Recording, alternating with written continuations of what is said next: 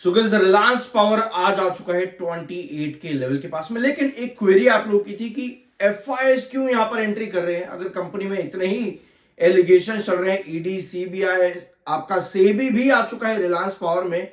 इतना कुछ होने के बाद भी एफआईएस ने एंट्री क्यों करी दिसंबर क्वार्टर पे?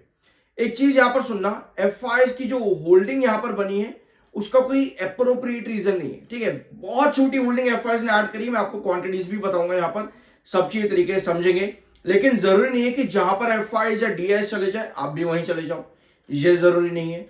आपको देखना यह है कि भाई कंपनी क्या कर रही है। अगर कंपनी अच्छा नहीं कर रही है तो आपको कंपनी के उस अच्छा करने का इंतजार करना चाहिए। अब बात यहां पर अच्छे करने में कंपनी के बिजनेस की नहीं हो रही है, वो अलग मैटर है। कंपनी के ऊपर जो एलिगेशंस लगे एक बार उनको क्लीन चिट मिल जाए। वो क्लीन चिट मिलती कैसे? ईडी की डेट से मिलती है, यानी कि ED next date of hearing कब रखेगी, सब पॉइंट उसके ऊपर डिपेंड करते हैं। तो आपको वो चीज का वेट करना है कि ईडी आपको कब बुलाए, यानी कि रिलायंस पावर को कब बुलाए और कब रिलायंस पावर को मिलता है क्लीन चिट। सब चीजें उस पर डिपेंड करती हैं। अदरवाइज आपको इस कंपनी से दूर रहना चाहिए। अब अगर आप इस कंपनी में पड़े हुए हो तो पिछले वीडियो के अंदर मैंने आपके साथ पूरी स्ट्रैटेजी डिस्कस करी थी कि क्यों आपको यहां पर किस स्ट्रैटेजी को आपको यूज करना चाहिए और क्यों आप अपने एवरेजेस करने से पहले एक बार ध्यान से देखना कंपनी का वार मार्जिन। ठीक है, ये चीज हमने डिस्कस करी थी लास्ट वीडियो के अंदर। ब्लैक स्क्रीन पर पूरा वीडियो मैंने लिया था रिलायंस पावर का आखिरी, जरूर देख लेना, बहुत सी चीजें आपको वहां पर मिल जाएंगी। IAM/NISM 7 सर्टिफाइड, सब्सक्राइब जरूर कर देना। रिलायंस ग्रुप से रिलेटेड यानी अनिल अंबानी से रिलेटेड इनडायरेक्टली फिर से अनिल अंबानी के ऊपर और टेंशन बढ़ जाती है क्योंकि सुप्रीम कोर्ट ने स्टेटस रिपोर्ट मांग ली है। एक पीआईएल डाली जाती है सुप्रीम कोर्ट में, पूछा जाता है कि ईडी और सीबीआई ने जितना भी प्रोब किया वो सारी रिपोर्ट भैया हमको दिखाओ। वो रिपोर्ट दिखाओ कि इन्होंने क्या क्या जो है इन्वेस्टिगेशन करी है सीबीआई और ईडी ने, वो सारी रिपोर्ट्स हमको दिखाओ। इन्वेस्टिगेशन बताओ, सारे नोटिस जो भेजे गए हैं वो भी बताओ और साथ में फ्रेश नोटिस भी भेजा जाएगा अंबानी को और अडाक को। इनको फ्रेश नोटिस भी भेजे जाएंगे, ये सुप्रीम कोर्ट ने कह दिया है। और नेक्स्ट डेट ऑफ हियरिंग में इनको अपनी प्रेजेंस भी देनी पड़ेगी अपने रिस्पॉन्डिंग रिप्लाईज के साथ में, यानी कि अनिल अंबानी को। ठीक है, तो आज का दिन फ्राइडे अनिल अंबानी के लिए बिल्कुल सही नहीं गया है। टेंशन और बढ़ जाती है क्योंकि पीआईएल भी यहां पर फाइल कर दी गई है इस मैटर के ऊपर। मामले हैं साल 2007 साल 2009 तक के, और तब इनका हिस्सेदारी थी इन कंपनीज के अंदर, चाहे रिलायंस कम्युनिकेशन हो या फिर कोई भी आपकी कंपनी हो रिलायंस ग्रुप की। सारे मामले रिलायंस कम्युनिकेशन के हैं, रिलायंस हाउसिंग फाइनेंस के हैं। इनडायरेक्टली मामला पढ़ते पढ़ते रिलायंस पावर और रिलायंस इंफ्रा पर भी आया, तो वो टेंशन बाद में जाकर के इनके ऊपर और बढ़ गई जब ईडी ने सब चीजें रिलायंस पावर के ऊपर भी डाली। ये पॉइंट आपको मालूम होना चाहिए। ठीक है, यानी पहले इनडायरेक्टली था, अब डायरेक्ट इंपैक्ट रिलायंस पावर के ऊपर भी है। ये पॉइंट कई वीडियोस में मैं आपके साथ बता चुका हूं। ठीक है, सो ये थी आपकी क्वेरी कि भाई एफआईएस ने होल्डिंग क्यों बढ़ाई है। 13.09% से 13.25% एफआईएस की होल्डिंग हो चुकी है, यानी 0.16% एफआईएस ने खरीदारी करी है।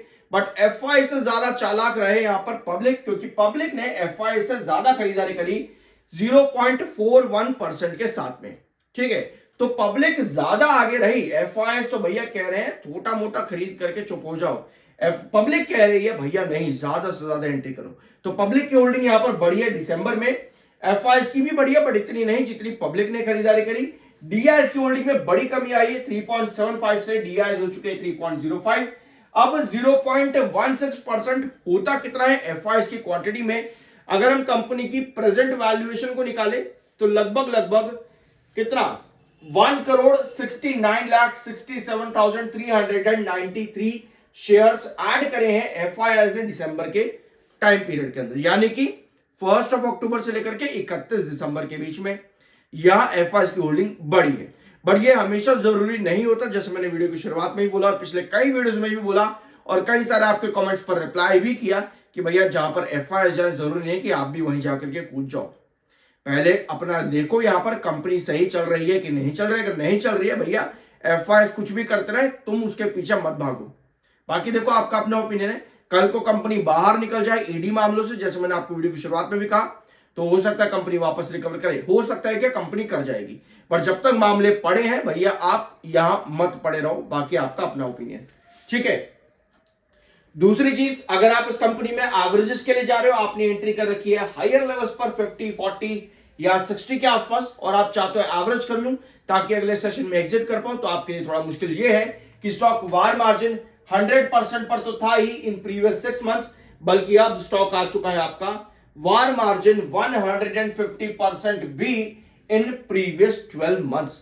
वार मार्जिन क्या होता है ये मैं आपके साथ कई वीडियोस में डिस्कस भी कर चुका हूं, लेकिन एक छोटा सा ग्लिम्स मैं आपको यहां पर बता देता हूं। वार मार्जिन होता है मतलब कि आपको किसी स्टॉक पर इन्वेस्ट करने के लिए 100% मार्जिन होना आपके पास जरूरी है। आपको ऑक्शन में डाल दिया जाएगा अगर आपके पास 100% मार्जिन नहीं होगा। ऑक्शन में डाल दिया जाएगा मतलब आपके पास पेनल्टी लगेगी। इसका मतलब यह है कि आपके पास बीटीएसटी रेस्ट्रिक्शन होगा। इसी वजह से जब भी आप एवरेजेस के लिए जाते हो, अगले सेशन पर एग्जिट कर पाना मुश्किल है, यानी कि आपको स्ट्रैटेजी बनानी पड़ेगी। स्ट्रैटेजी बनाने के लिए आपके पास क्या होना चाहिए, एक बार इस क्लिप को ध्यान से सुनना। ये लास्ट वीक का है शायद से ये वाला वीडियो मेरा, ध्यान से सुनना इसे।